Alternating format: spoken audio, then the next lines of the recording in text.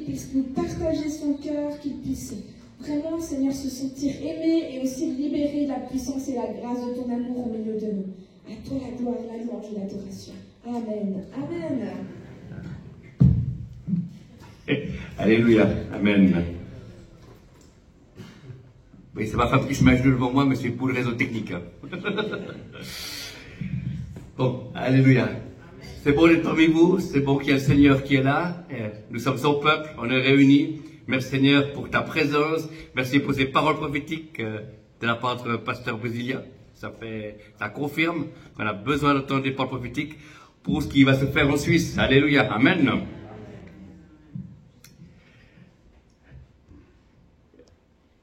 Et la prédication de ce soir, au cours de la louange, j'ai changé de prédication, j'ai prévu un autre message, et j'ai changé. Alléluia. On écoute Dieu, on essaye, hein, le mieux possible. Alors, ce soir, je vais vous parler d'un thème qui est attention au faux réveil. Amen. Depuis un certain temps, il y a des réveils qui sont à différents endroits, qui sont des réveils de Dieu. Amen. Je l'ai connu un où j'étais visité, c'était à Toronto, en 99, en 92 pour les Suisses, voilà.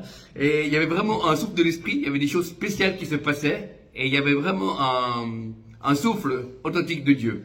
Et au fil de l'histoire de l'Église, il y a eu différents endroits où Dieu a visité des endroits, et c'était réellement de Dieu. Amen. Et beaucoup de personnes qui ont, avec serviteurs de Dieu qui discutaient, avec des gens du membre des églises, discutaient aussi, et il y a une certaine crainte. Est-ce que c'est un vrai réveil ou un faux réveil? Ça, c'est une bonne question, hein. C'est pas être contre l'esprit, il faut discerner les choses. Amen. Et on va voir ce soir comment on reconnaît un faux réveil. Parce que j'ai lu l'histoire de Charles Finet, j'ai lu les réveils au Pays de Galles, différents réveils en Indonésie. Il y a des points communs. Amen. Réveil en Argentine, etc. Il y a des points communs de ces réveils où Christ est élevé, où il y a la gloire de Dieu. Et il y a des choses qui ont essayé de démarrer qui n'étaient pas des réveils qui venaient de l'Esprit de Dieu. Amen. Alors on va voir ce soir, on n'a pas à avoir peur. C'est justement en écoutant ce style de prédication où il y a des avertissements qui sont là. C'est comme si je vous dis, attention, ne buvez pas n'importe quelle eau que vous trouvez dans la nature. Hein. Il y a de l'eau potable et l'eau pas potable. Amen.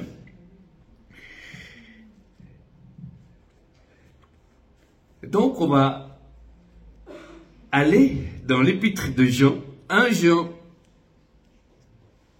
4, verset 1. Je crois que c'est 1 Jean 4. Ouais, 1 Jean 4, verset 1. Bien-aimés, ne croyez pas tout esprit. Examinez plutôt les esprits pour savoir s'ils sont de Dieu. Car beaucoup de faux prophètes ou de mensonges sont sortis du monde. À ceci, vous reconnaissez l'Esprit de Dieu. Tout esprit qui reconnaît que Jésus-Christ est venu en chair est de Dieu, et tout esprit qui ne reconnaît pas Jésus n'est pas de Dieu. C'est celui de l'Antichrist dont vous avez entendu dire qu'il vient et qui maintenant est déjà dans le monde. Amen. Alors, avec les chrétiens, il y a des chrétiens qui manquent beaucoup de discernement. Des fois, il y a des fausses doctrines, il y a des doctrines de mensongers, des esprits séducteurs, mais également dans le réveil. Le dernier réveil authentique, c'était celui qui s'est passé au Kentucky, aux États-Unis, dans cette université, où ils ont fait un culte qui n'a pas fini, puisque l'Esprit de Dieu était là, et les gens venaient dans la présence de Dieu. Il y a des amis à moi qui sont serviteurs de Dieu qui ont été sur place, donc ils ont authentifié comme quoi c'était pas une contrefaçon, mais que c'était réellement l'Esprit de Dieu. Ce sont des hommes et des femmes d'onction qui ont été là-bas. Il y a même Bénigne qui était là-bas, il y a même d'autres serviteurs de Dieu qui ont été voir, et ils ont vu que la consistance était Madine Céleste. Amen. Et des fois, ça fait peur aux gens pour dire, mais est-ce que c'est vrai? C'est pas une œuvre de l'ennemi et c'est pas une séduction? Et c'est une bonne question. Et je crois qu'il y a beaucoup de gens qui mettent d'abord un frein. Il faut regarder, il faut examiner toutes choses, il faut interroger Dieu. Et moi, quand j'ai été à Toronto, parce que je voyais des gens qui revenaient de Toronto, qui étaient transformés, puis d'autres qui n'étaient pas transformés. Des gens qui ont été visités là-bas de différentes manières, soit douces ou plus fortes, mais leur vie n'est pas changée. Et d'autres, leur vie avait changé. Et j'ai dit, mais c'est pas possible, il y a quelque chose que je trouve bizarre. Comment ça se fait qu'il y en a qui sont transformés, qui ne sont pas transformés, si c'est l'Esprit de Dieu? Amen. Alléluia. Dieu ne fait exception de personne. Il n'y a pas de favoritisme. Et j'ai été voir ce réveil, ce souffle de l'Esprit. Et à l'hôtel, j'ai pris un temps de prière et le Seigneur m'a parlé. Et il m'a dit que tous les hommes, les femmes qui allaient à Toronto et qui étaient touchés par l'Esprit de Dieu d'une manière spectaculaire ou intérieure ou faible, mais qui ont pris ces attouchements de Dieu comme des cartes de visite pour venir dans la présence de Dieu plus profondément. Ceux-là ont été transformés. Tous ceux qui ont été à Toronto pour vivre une expérience spirituelle, mais ça n'a pas changé leur vie de prière, ça n'a pas changé leur habitude, ça n'a pas changé leur consécration, c'était qu'une manifestation et il n'y a pas eu de transformation. Amen. Alors là, j'ai compris qu'il y avait quelque chose qu'avec le même esprit, il y a des gens qui sont touchés et des gens qui ne sont pas touchés. Voilà. Et nous, on doit aller de gloire en gloire pour que le but, que chaque expérience vécue du Saint-Esprit te fasse tomber, te fasse rire ou te fasse pleurer. L'important, ce n'est pas la manifestation, l'important, c'est que ta vie change. Amen. Dieu veut transformer nos vies, Dieu veut notre cœur. Amen. Et le réveil, c'est quoi? Eh bien, c'est Dieu qui envoie son souffle de l'Esprit et ça devient dans les normes du royaume. Amen. Puisqu'on est au-dessous du seuil de ce que Dieu a prévu. Amen. C'est pour ça qu'on a besoin de réveil. C'est pour ça qu'on a besoin de visitation d'en haut. Sinon, ça fait du préfabriqué. On vit par la foi. Mais dans les moments de réveil, il y a Dieu qui descend avec plus de manifestations. Amen. Alors, je suis rentré dans cette église à Toronto, dans l'église de John Arnott et Carol Arnott, à cette époque-là, et je m'attendais à tomber par terre, à professer tous mes péchés depuis mon enfance, et donc je rentre, c'est comme en Suisse. Et je m'asseye parmi les 10 premiers rangs, mais ce qui fait la différence, c'est qu'au premier son de guitare de la louange, il y a un manteau qui tombe sur l'auditoire. Et là, c'est plus la même chose. Il y a le présence de Dieu qui est là, et après les gens marchent comme ça, parce qu'ils ont mal à la tête. Il y a une gloire de Dieu, le présence de Dieu qui sont là, qui nous écrase un peu, qui nous... Voilà, exactement, amen. Et c'est une manifestation de la présence de Dieu. Et un des signes, c'est que personne ne voulait partir après les réunions. Il y avait des choses qui se passaient dans la louange, la délivrance, le royaume de Dieu qui est prêché, les choses se convertissaient, amen. Mais à la fin, le service de sécurité et le service d'entretien devaient mettre les gens dehors en disant on aimerait pouvoir balayer, mais les gens ne voulaient pas partir parce qu'il y avait la présence de Dieu. Les gens discutaient très doucement, ou lisaient la Bible, ou priaient, ou attendaient, ils méditaient. Il y avait une présence de Dieu qui était là. Et moi, je me disais, moi qui viens du monde, je disais, ouais, c'est incroyable. Dans le monde, on me mettait dehors des bistrots, et maintenant je suis à l'église, on me met encore dehors. Et là, j'ai compris, quand il y a la présence de Dieu, les gens ne veulent pas partir, parce que Dieu est là. Amen. Donc, le premier point qu'on va voir, comme quoi c'est une manifestation, ou un souffle, ou un faux réveil, c'est déjà par un manque de sanctification. Amen. S'il y a un endroit, soi-disant un souffle de l'esprit, et qu'il se passe des choses spectaculaires ou pas spectaculaires, et que les gens reprennent leur vie comme avant, et ça n'a rien changé, c'est un faux réveil. Amen. Parce qu'on doit changer, et la sanctification est un chemin obligé. La Bible dit, c'est la sanctification, personne ne verra Dieu. Et Dieu dit lui-même, soyez saints comme je suis saint. Donc, il y a une mise à part, il y a une transformation. L'Esprit de Dieu nous demande pas d'ôter des choses, ou de plus faire des choses, d'une manière, comme c'est un ordre, comme ça, mais c'est pour une raison. C'est pour pouvoir avoir plus de liberté, plus de présence de Dieu. Ouais. Moi, j'ai commencé à changer quand Dieu m'a dit, change certaines choses, et je l'ai fait, et j'ai vu qu'il y avait plus de présence de Dieu. Les paroles prophétiques devenaient un peu plus précises. Il y avait plus d'onction de la prière. Il y avait quelque chose qui se passait dans la prédication. Amen. Et quand on enlève des choses pour laisser plus de place à Dieu, et là, ça vaut la peine. Mais qu'est-ce qui s'est passé dans le passé? C'est qu'on a demandé aux gens de changer des choses dans leur vie, mais il n'y avait rien du tout qui était remplacé. Il n'y avait pas plus de présence de Dieu. Alors, les gens se décourageaient et retombaient, parce qu'il n'y avait aucun changement et aucune motivation. Mais moi, si on me dit, ou si d'autres personnes me disent, tu vas changer ça, et qu'il y a plus d'onction, plus de vie, plus de miracles, plus de paroles prophétiques, comme ça vaut la peine. Oui, je ne fais pas faire ceci ou cela, ou plus dire cela, parce qu'il y a une raison. Il y a un fruit qui est là. Et ce fruit, ce n'est pas quelque chose qui me force à dire, je dois tout faire. Non, c'est une joie Parce que c'est plus moi qui vis, c'est Christ qui vit au travers de nous. Amen. Christ en nous, l'espérance de la gloire. Et Dieu est le Dieu du feu. Dieu est un Dieu de réveil. Dieu est un Dieu de vie. Dieu est un Dieu de liberté. Et il va encore visiter la Suisse. Une Suisse qui a besoin d'être secouée de l'intérieur vers l'extérieur. L'Esprit de Dieu veut visiter, veut continuer à transformer, bouleverser et faire tomber la religiosité. Amen. Car Jésus est Seigneur et le peuple de Dieu a besoin de être créé pour la gloire de Dieu, pas pour la religiosité, de être créé pour la liberté et non pas pour vivre à l'égalisme bête et méchant, mais nous sommes appelés à la vie. Amen. Celui qui a le Fils a la vie et la vie en abondance. Une vie qui vient d'en haut, pas une vie préfabriquée par des rites humains, mais parce que la présence de Dieu vient, il y a des choses qui se passent en toi, en moi. Il y a des choses qui nous transforment et qui nous amènent à plus aimer Dieu. Amen. Alléluia. Et c'est lui qui crée en nous vouloir le faire. Mais nous, on doit avoir soif. Et différents hommes de Dieu qui ont visité les différents endroits de réveil, que ce soit en Argentine, que ce soit ailleurs, au Brésil ou ailleurs, où il y a des souffles de l'esprit qui se passent, ou dans les pays asiatiques ou ailleurs, ils ont découvert un point commun, c'est que les gens ne sont pas meilleurs qu'en Suisse ou en Europe. Amen. La seule différence, c'est qu'ils ont faim et soif de Dieu. Amen. Plus faim et soif de Dieu qu'ici. C'est tout. Amen. C'est simplement ça, ils ne sont pas meilleurs. Amen. Et c'est pas quelque chose de culturel, c'est quelque chose de spirituel. Par faim et ma soif, je peux attirer de Dieu. Par le manque de faim et soif, je peux repousser Dieu. Amen. Alléluia. C'est une loi spirituelle, c'est quelque chose de mystérieux, mais c'est quelque chose de vrai. Amen. Dieu est le même hier, aujourd'hui, éternellement, autant pour les Africains, pour les Arabes, que pour les Juifs et que pour nous. Amen. Alléluia. C'est pas un Dieu qui est arrêté par la culture. Non, c'est un Dieu qui est spirituel. Un Dieu qui ne change pas. Le ciel et la terre passeront, mes paroles resteront. Amen. Et le Seigneur veut se lever, il va revenir chercher une église en feu, une église de vie, une église de puissance, une église d'amour, une église de pardon, une église de racheté où vous avez votre place, vous et moi, chacun dans le feu de l'onction. Amen. Alléluia. Oui, il y a des promesses qui ont été faites que beaucoup dans l'Europe, il y aura beaucoup de jeunes qui vont se lever, amen, alléluia, gloire à Dieu, qui seront enflammés, mais ils ont encore besoin de nous, nous qui sommes un peu plus âgés, ou jeunes plus longtemps, on va les entourer, amen.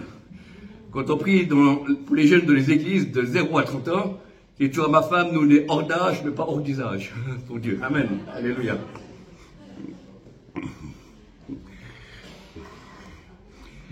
Mais pour avoir le feu, il faut simplement avoir une intimité avec. Et maintenant, je pense que Dieu prépare l'Église, c'est-à-dire qu'on doit rechercher Dieu. Amen. Rechercher pour qui il est. Rechercher sa présence. Prendre du temps de qualité, pas forcément de la longueur, mais de la qualité. Je plaide pour une qualité avec Dieu. Amen. Que ça soit une demi-heure, 1 heure, 2 heures, ou plus, ou moins. Mais ce qui compte, c'est la qualité. Et beaucoup d'hommes de Dieu qui sont des ministères itinérants, qui prennent des avions, ceux-là qui voyagent, mais ils n'ont pas autant de temps que ils sont à la maison, mais ils misent sur la qualité. Même 20 minutes dans un aéroport, en 2 avions, mais de qualité, ça ramène l'onction et la présence de Dieu. Amen. Alléluia. Nous avons besoin de sa présence. Amen. Et ça, c'est la sanctification, c'est quelque chose qu'on n'aime pas trop, mais c'est quelque chose que si on veut avancer. Amen. C'est quelque chose qui est pour chacun. C'est quelque chose que je peux faire pour vous, mais on peut chacun s'encourager. Il y a des choses qu'on peut arrêter, et que pour ton voisin, ça sera plus dur, et l'autre, ce sera le contraire. Ça sera des choses qu'il faut abandonner, que ça sera plus dur pour ton voisin ou l'autre. Amen. Alléluia. Dans ce réveil au Kentucky, dans cette université, il y avait une chose pourquoi c'était réellement l'Esprit de Dieu, c'est qu'il n'y avait personne sur les téléphones portables. Pendant les réunions, il n'y avait personne qui regardait son téléphone. Amen. Et ça, c'était un des signes, comme quoi, c'était beaucoup de jeunes qui étaient là-bas, c'était un signe que vraiment, il y avait l'Esprit de Dieu pour que les gens regardent moins leur téléphone portable. Amen. Et là, c'est bien aussi à nous de faire attention, de nous discipliner. On est toujours attiré par ce qu'il y a sur le téléphone. Amen. Je ne dis pas qu'il ne faut pas aller dans les médias sociaux. Amen. Les réseaux sociaux. Non. Mais il faut quand même calculer le temps. Amen. Si je vais 3 heures de temps sur les réseaux sociaux et je fais que 20 minutes de prière, il y a un déséquilibre. Vous voyez, on doit réajuster. Amen. Je serai asservi par rien, dira l'apôtre Paul. Amen. On est libre, qui nous a franchi, mais on a aussi une discipline. Amen. Et pour voir la gloire de Dieu, il y a un prix à payer. Il y a la présence de Dieu, il y a un désir, il y a une consécration, et il y a on doit avancer chacun de la sanctification. Amen. La sanctification du cœur. C'est pas dire je suis un pauvre pécheur, je ne sais pas comment avancer. Non, c'est qu'on va de l'avant. Et si on pêche, on demande pardon. Donc on est des justes qui avons péché. Amen. Nous ne sommes pas des vilains pécheurs. Non, nous sommes plus pécheurs. Dieu nous voit au travers du sang de Jésus. On est tous parfaits aux yeux de Dieu. Amen. Et puis dans notre vie physique, eh ben, on doit s'adapter, on doit transformer. Et si on loupe quelque chose, si nous confessons nos péchés, il est fidèle et juste nous pardonner et nous purifier de toute iniquité. Et on va de l'avant. Moi, je ne suis pas sans arrêt en train de dire qu'est-ce qui ne va pas dans ma vie. Je vais de l'avant, je fonce avec Dieu. Et s'il y a quelque chose qui me freine et je sens que j'ai mal parlé, ou je suis mis en colère, ou il y a quelque chose, ben, je demande pardon à Dieu. Et après, on y va. C'est comme à l'hôpital, là, on va au dentiste, on va juste, parce qu'on a mal, on va un petit moment, mais après, on repart. On ne vit pas chez le dentiste. Hein. Amen. Alléluia. Sinon, c'est sur les dents. Hein. On aurait les crocs. Voilà. Donc le pays favori des dentistes que tu vas en vacances, c'est le Soudan. Soudan. Donc ça, c'est un humour à moi. Bon. Ensuite, le premier point, c'est la sanctification. C'est ça. S'il n'y a pas la sanctification, eh ben, ta manifestation de l'esprit, si tu te pousses au péché, ou tu te coupes pas avec le monde, c'est quelque chose que c'est pas l'Esprit de Dieu qui t'a touché. Amen.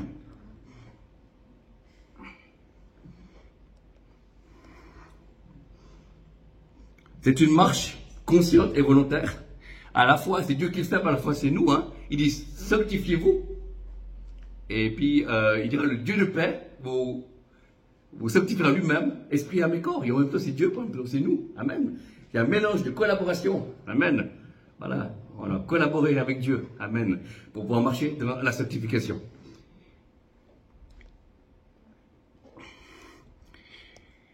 J'avais un homme de prière dans les années 80, je crois, qui faisait de la délivrance.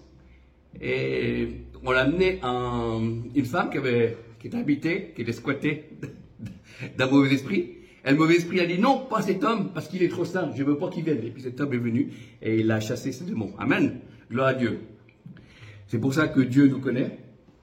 Et l'ennemi nous connaît aussi. Il sait si on est réellement derrière nos paroles, si on dit au nom de Jésus tu pars, ou on prend autorité, s'il y a réellement une intimité avec Dieu. Amen. Ça, on est testé. Amen.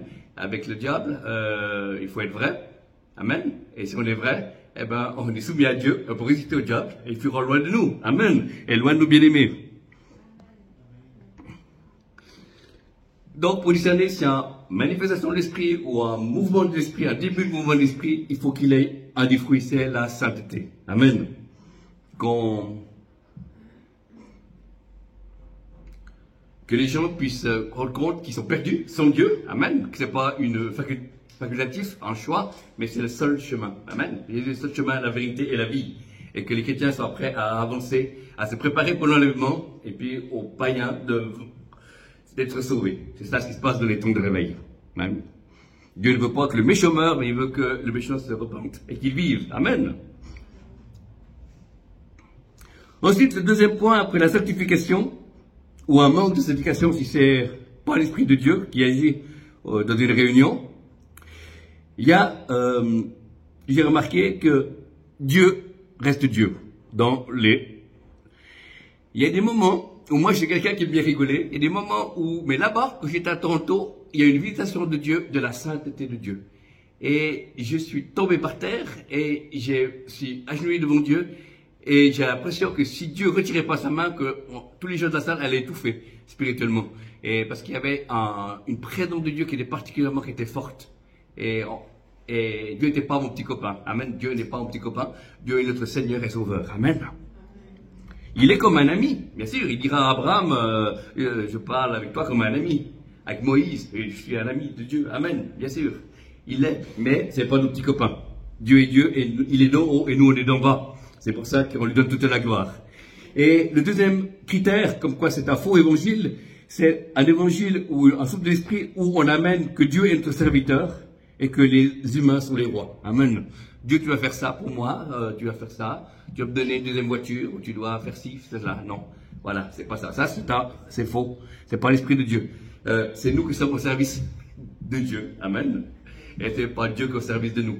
Bien sûr, il veut nous bénir, il veut nous guérir, il veut nous transformer parce qu'il nous aime. Hein. Dieu a totalement aimé le monde, qu'il est de service unique, afin quiconque croit en lui, ne perde point, puisse avoir la vie éternelle. Bien sûr, il veut te guérir. Amen. Il est toujours le bon berger. On ne manquera de rien. Il est celui du psaume 103, versets 1 et 2. Il pardonne toutes nos iniquités. Il guérit toutes les maladies. Et c'est vrai. Amen. 2 fois Amen. Alléluia. Mais, il reste le Seigneur du Seigneur. Amen. Lui seul a droit de vie ou de mort. Amen. Vous savez que c'est la main de Dieu qui empêche que l'Europe soit envahie avec la guerre de l'Ukraine. Amen. Et s'il n'y aurait pas la souveraineté de Dieu, la puissance de Dieu, eh ben, peut-être qu'il y aurait la guerre, on serait en guerre. Amen. Donc c'est Dieu qui a droit de vie et de mort. Amen. Et Dieu seul sait ce qui va se passer avec Israël et puis la bande de Gaza et tout ce qui se passe dans les pays arabes. Amen, il sait tout d'avance. C'est pour ça qu'on peut prier avec sérénité et s'attendre à sa justice. Amen. Et c'est lui qui règne. Dans les derniers temps, il y aura des bruits de guerre, il y aura des nations des nations. Ce ne sera pas encore à la fin, mais c'est le commencement des douleurs. Et malgré tout ça, Dieu peut envoyer un réveil. Amen. Et souvent, justement, besoin de réveil dans des moments comme ça, où nos jeunes ne savent pas ce qui va se passer dans l'avenir, il y a des craintes qui sont là, il y a des choses qui se passent. Le réveil qu'il y a eu dans les années 70, dans les 70, le Jesus People mouvement, eh ben, c'est simplement parce que c'est des femmes, amen, qui ont prié, qui avaient marre de voir leurs fils et leurs filles pris dans l'immoralité et dans la drogue, et ils ont crié à Dieu, et Dieu a répondu, et il y a eu le mouvement Jesus People, où des milliers d'hommes et de femmes se sont convertis à Jésus-Christ. Amen. Mais ce qui a tué ce mouvement, qui a mis fin, c'est qu'il n'y avait pas la sanctification. Les gens sont restés avec la mentalité du monde, donné de nouveau, alors ils ont continué à vivre leur vie sans les transformer. Amen. Et c'est pour ça que ça a éteint le réveil. Mais beaucoup ont passé des ténèbres à la lumière parce que des femmes ont prié. Alléluia. Gloire à Dieu. Et le réveil vient parce que les gens prient. Amen. Je ne sais plus dans quel réveil. Il y avait un pasteur qui était là avec 2 femmes de 80 ans. Et ils ont prié pendant une année. Et ils attendaient que Dieu descende, visite ce pays. Et tout d'un coup, vous avez reçu quelque chose? Non. Le pasteur demandait tout le monde, est-ce que vous recevez quelque chose? Rien du tout. Et puis, un matin, le pasteur a dit, est-ce que vous recevez quelque chose? Vous avez un mot, quelque chose, une vision? Non, rien du tout. Il y a juste une vieille dame de 80 ans qui a dit, environ, moi j'ai reçu, je dois simplement tendre ma main en avant. Ah bon? Alors, faites-le. Alors, elle l'a fait comme ça, et c'est là que le réveil a commencé. Amen. Alléluia. Et Dieu attendait qu'elle tombe la main. Ouais, elle disait toujours au revoir à 2 mains, c'est qu'elle le dit. Mais elle devait tendre la main, voilà, pour que le doigt de Dieu, tendre la main pour que le doigt de Dieu puisse se mettre en marche et qu'il puisse avoir un réveil dans la vallée. Amen. Je sais plus dans quel pays. Donc c'est intéressant que beaucoup de réveils sont nés de la prière, de beaucoup de personnes, d'un groupe de personnes ou d'une personne. Tout le monde a entendu parler des réveils de Charles Finet. Charles Finet allait de lieu en lieu et des centaines de personnes se convertissaient. Mais quelques mois avant, il y avait un homme que personne ne connaît. Il s'appelle Nash. C'est un intercesseur. Il doit jeûner la prière. Aller dans toutes les villes où Finet devait passer. Et il intercédait pendant 2 semaines dans les jeûnes de la prière. Et quand Finet venait, eh ben, le doigt de Dieu se mouvait et il y avait des conversions. Amen. Et Dieu est juste. Peut-être qu'au ciel, ben, ce Nash que personne n'a connu, que rare quelques livres d'histoire, ben, sera peut-être une place plus haute que celle de Finet qui était vue. Amen. Alléluia. Gloire à Dieu. Mais on a besoin de l'intercession. Il n'y a pas de réveil sans intercession. Amen. Alléluia. Dieu saisit des hommes et des femmes et il intercède pour le pays. Amen. Et après, il y a des mouvements de prière qui viennent à cause du réveil. Les gens prient et ça avance. On va de gloire en gloire. Donc, si l'homme est au milieu, au centre, ça vient de l'humanisme, ça vient n'importe quoi, mais c'est Dieu qui est Seigneur. Amen. Je ne sais plus dans quel pays d'Amérique du Sud, il y a eu un mouvement de l'esprit qui était là, et il y a un ami à nous qui est prophète, donc je ne dirai pas le nom, mais il a dit, à un moment donné, la présence de Dieu est venue, on était tous par terre, les gens qui étaient dans ce séminaire, et tout d'un coup, Dieu a parlé au travers d'un prophète, et il a dit, je me retire parce que si je viens encore plus près, il y aura des morts au milieu de vous. Amen. Et l'esprit de Dieu s'est retiré, et il y a eu moins de la présence de Dieu, et ils ont pu passer tout l'après-midi à se repentir, les hommes de Dieu et l'église et les gens du séminaire. Et le soir, le Seigneur est revenu et ils ont été plus loin. Amen.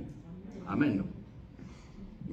Moi, j'ai failli être tué par l'amour de Dieu. Amen. Alléluia. On va dire, je suis un mort d'amour. Mais par l'amour de Dieu, à Toronto, là, il y a une visitation de l'amour de Dieu où j'ai dit au Seigneur, j'ai jamais cru qu'un jour je faisais prière, arrête de m'aimer, ça fait mal. Voilà. J'ai l'impression que j'allais étouffer. La présence de Dieu était très forte par le Saint-Esprit. Et voilà, c'est pour ça. Mais c'est magnifique. Je serais mort dans l'amour de Dieu. Voilà.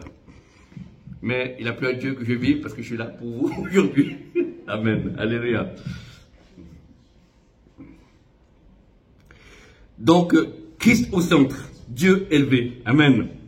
Et l'homme est là pour le servir. Amen. Et il y a des faux évangiles où c'est l'homme qui est au centre, où Dieu fait tout pour l'homme. Il y a des moments où oui, pour nous libérer, pour nous délivrer, pour nous guérir, c'est juste. Mais à un moment donné, c'est Seigneur, que veux-tu que je fasse? Amen.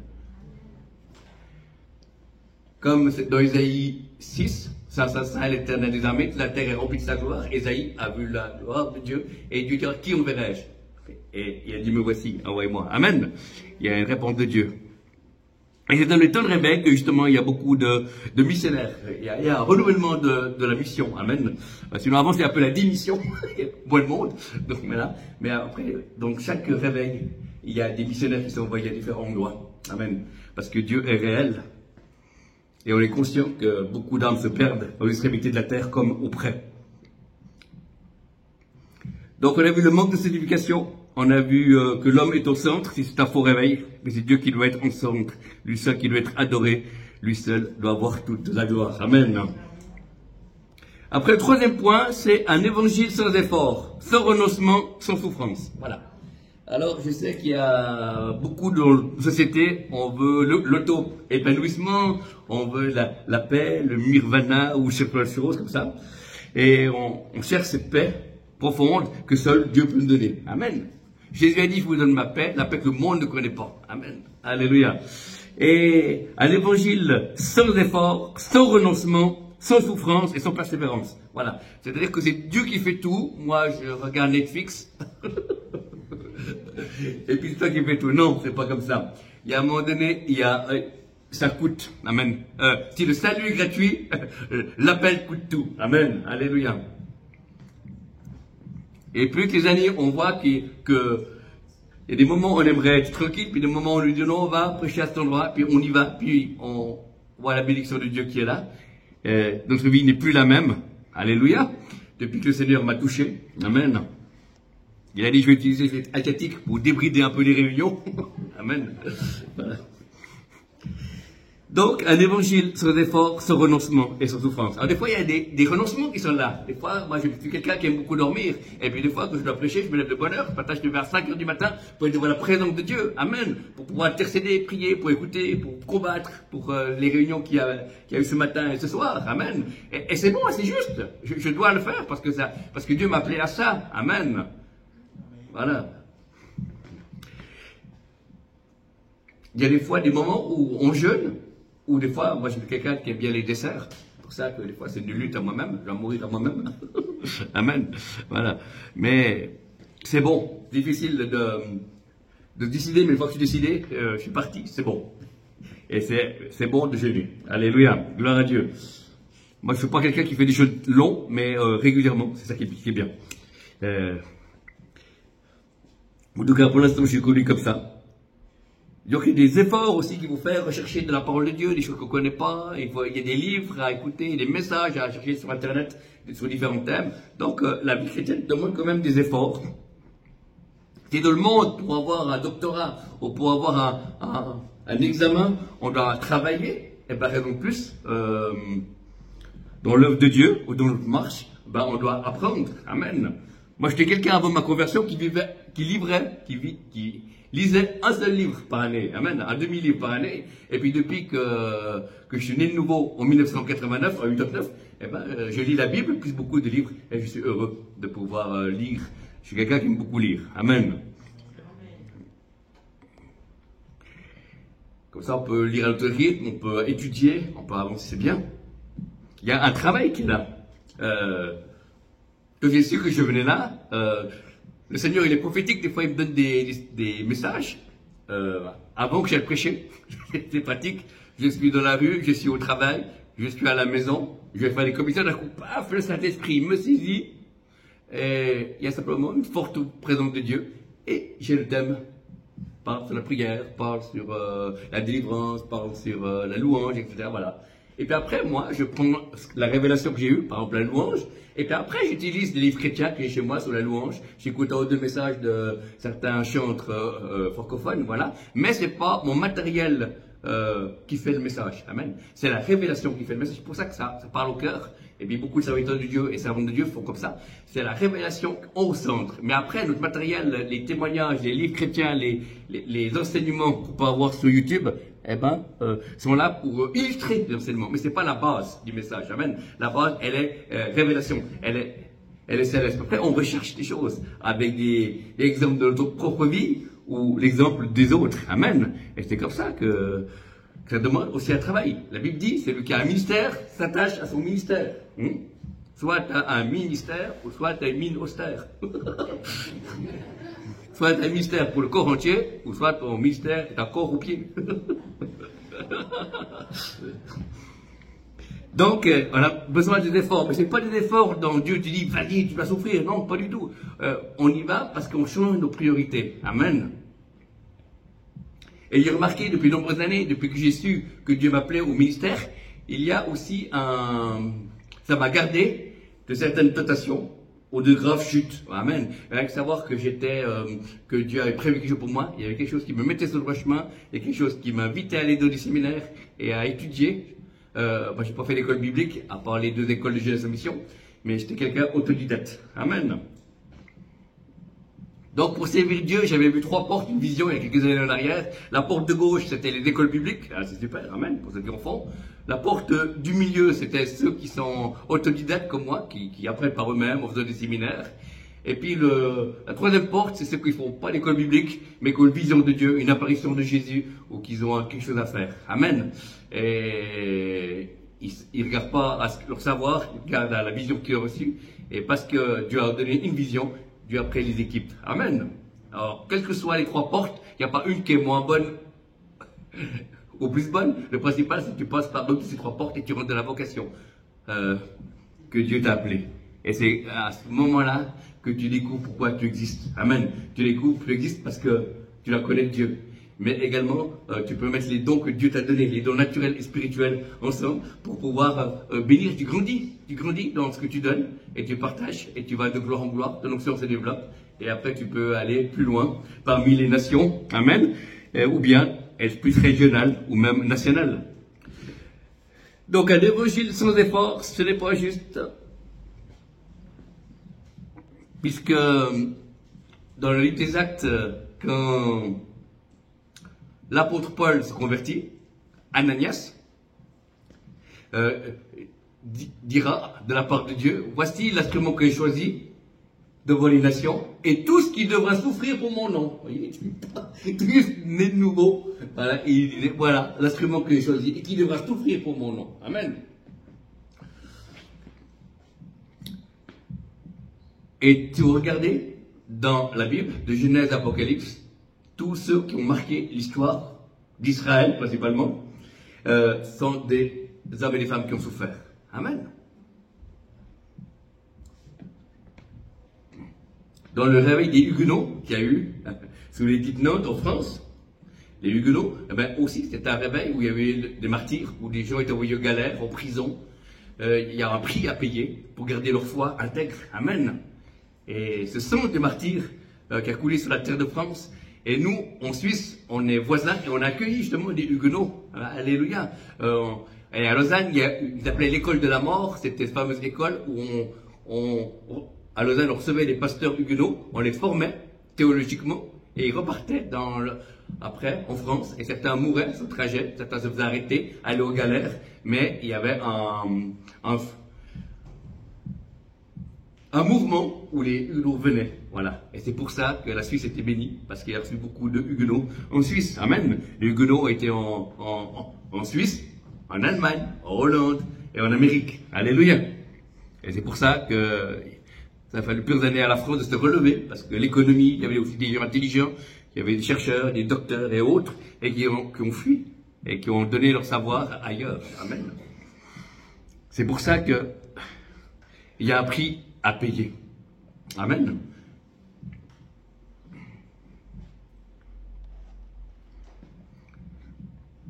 Quand le Seigneur m'a dit, maintenant, Martin, tu vas être à 50%, un pied dans le travail professionnel, un pied dans le ministère, il m'a fallu une année parce que je résistais à l'Esprit de Dieu, parce que j'avais peur de manquer. Amen.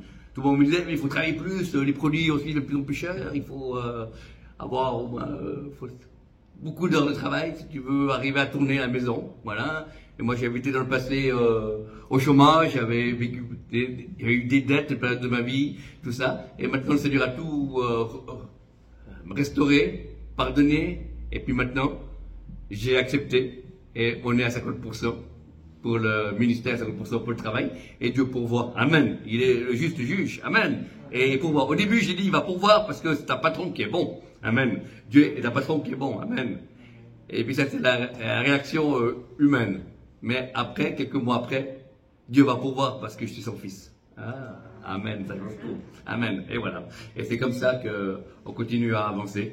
Et puis si un jour Dieu me demande de tout donner, eh bien comme j'ai eu la foi, parce qu'il a pourvu à 50%, comme c'est pas un Dieu à moitié, mais un Dieu en entier, il va pourvoir à 100%. Voilà. Et si ça reste comme ça au retour de Jésus, ben, qu'importe. Amen. Ce qui compte, c'est que chacun puisse être conduit à aller dans les dimensions que l'Esprit le conduira. Amen.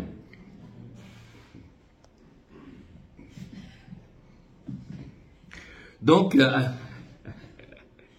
le renoncement est servir Dieu dans la souffrance. Amen. Dans la compréhension par moment, et c'est bien. Moi, j'ai commencé le ministère où j'allais prêcher dans les groupes de prière où il y avait 5-6 personnes. Je faisais 1 heure de route, une demi-heure de route, puis je trouvais 5-6 personnes. Et je partageais mon cœur avec joie. Voilà. Et c'est comme ça que j'ai commencé. Après, Dieu a multiplié, puisque le Seigneur, il est juif, et les juifs sont doués en affaires. Donc Dieu a investi en vous, investi en moi, et il va récolter. Amen. Parce qu'on n'a jamais vu un juif se tromper en affaires. Amen. Donc voilà. Pour ça, Jésus dira, je vais m'occuper des affaires de mon Père. Amen. Donc on commence petit, et après ça se développe, et ça devient plus grand. Amen. Qui peut aller jusqu'aux extrémités de la terre. Alléluia. Donc c'est intéressant de voir beaucoup de pasteurs africains, brésiliens, sud-américains qui viennent en Suisse à planter des petites églises de 20, 30 personnes. Et ils sont courageux, ils ont des fois pas beaucoup d'argent, mais ils viennent parce qu'ils obéissent à Dieu. Et il y a des choses qui se passent, hein, et c'est vraiment des héros de la foi, ces gens-là, de tout quitter pour pouvoir venir chez nous, ici en Suisse. Amen. Et il y a aussi des exemples de foi. Amen. Mais Dieu nous connaît, il ne va pas demander les mêmes sacrifices aux mêmes personnes, parce qu'on est tous différents. Amen. Mais il y a des sacrifices selon ton appel, selon le rayonnement que tu dois avoir. Il y a des choses qu'on te demandera de faire, qu'on ne demandera pas à un autre. Voilà. Il y a des tas de choses que je fais qui n'est pas vue, qui est hors caméra, hors estrade, hors église. Quand je console quelqu'un qui pleure au téléphone, quand il y a un serviteur de Dieu qui est angoissé, que des choses, voilà, qui a certaines craintes qui sont là, je prophétise aussi sur eux au téléphone, ça ne se voit pas, mais on est là pour se bénir les uns les autres. Amen. On a besoin des uns les autres. Amen. Et le problème, avant le réveil, c'est une minorité qui sert toute l'église.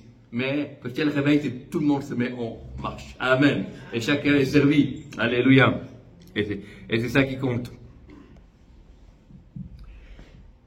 Mais quand on dit attendre le réveil, c'est pas rien faire, hein. C'est attendre, se préparant. C'est comme si le jour où je savais que j'allais épouser Francine, eh ben, je me suis préparé dans mon cœur en disant, ben voilà, maintenant je vais plus pouvoir regarder les matchs de foot comme je voulais. Voilà, est-ce que je suis prêt à abandonner cela, hein?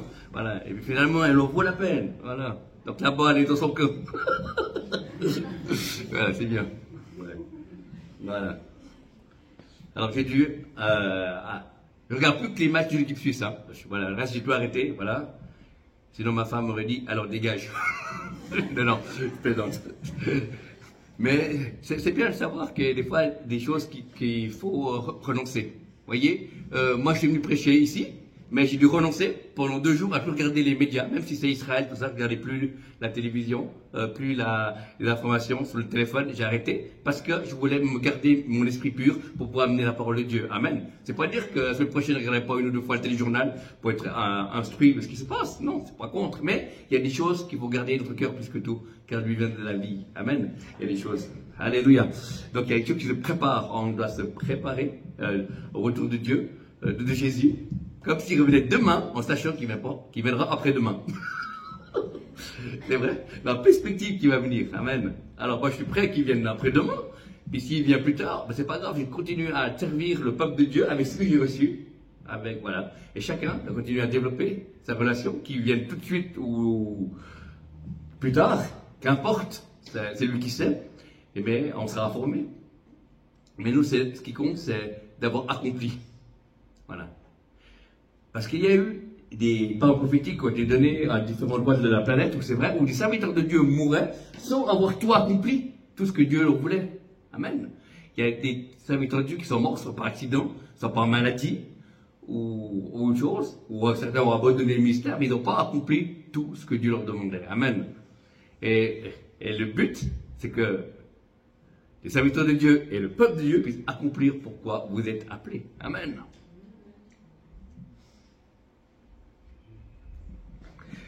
Oui Seigneur, alors merci, parce que on attend ce réveil, on veut être avec toi de cœur Seigneur, et recevoir.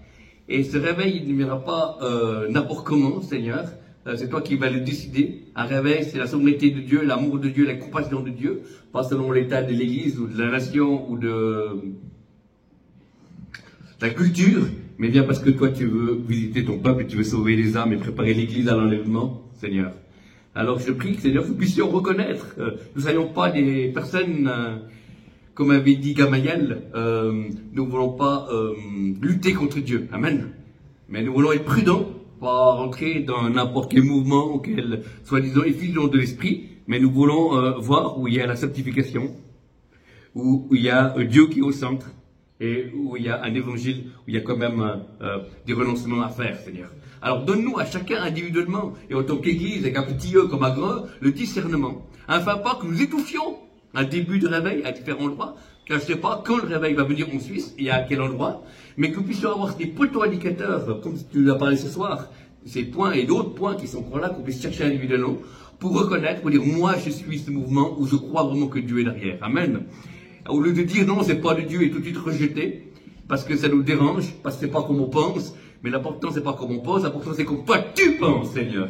Et on te dit, envoyer le réveil au travers de qui tu veux, à n'importe quel endroit en Suisse, mais nous voulons ce réveil, quel que soit. Mais donne-nous ta sagesse, ton discernement, afin qu'on puisse discerner ce qui est de toi, afin de protéger le réveil, des agents de protection du réveil, quand il y aura un début de réveil à différents endroits de la Suisse. Je ne sais pas si tu vas faire un seul, tu vas faire toute la Suisse, ce sera à différents endroits, ce sera des villages, des régions, des cantons, ou des départements qui vont être touchés, ou des églises, je ne sais pas comment tu vas faire cela, mais quelle que soit la forme, que nous puissions le reconnaître. Nous ne voulons pas être comme les pharisiens qui regardaient où Jésus était né, ils avaient toutes les informations et ils n'ont pas été adorer Dieu. Amen. Ils avaient toutes les informations, ils étaient plongés dans l'écriture, ils voulaient vivre ces moments-là, mais ils n'ont rien vécu parce qu'ils ont resté dans leur enseignement.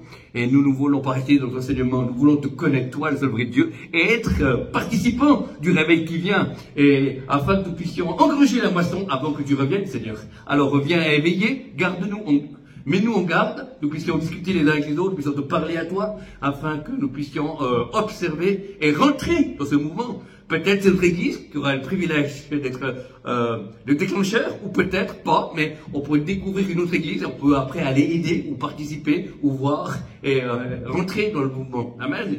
Il y a toujours de réveil des gens à début, il y a ceux qui suivent, et il y a ceux qui veulent éteindre, voilà. Et nous puissions être ceux qui sommes précurseurs, ou ceux qui suivons, dans le bon sens du terme, et que nous servons.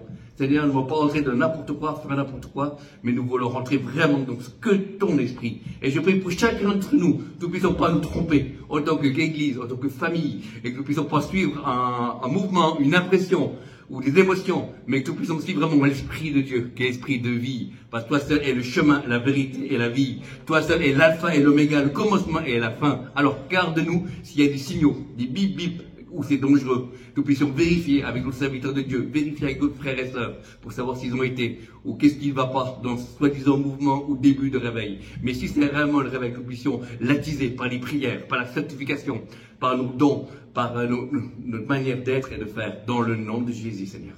Et merci, Seigneur, de nous avoir exhortés. Mais nous ne voulons pas éteindre nos motivations, le désir de vivre un réveil et de voir ta gloire, Seigneur. Alors, Seigneur, montre-nous ta gloire. Nous voulons marcher à ta suite, Seigneur. Et parle-nous, veille sur nos cœurs. Et nous ne puissions pas être séduits par n'importe quel esprit, mais nous puissions suivre l'Esprit de Dieu qui nous conduira dans toute la vérité. Que le Seigneur vous bénisse et que le Saint-Esprit vous dérange. Alléluia. Amen. Merci, Seigneur. Gloire à Dieu.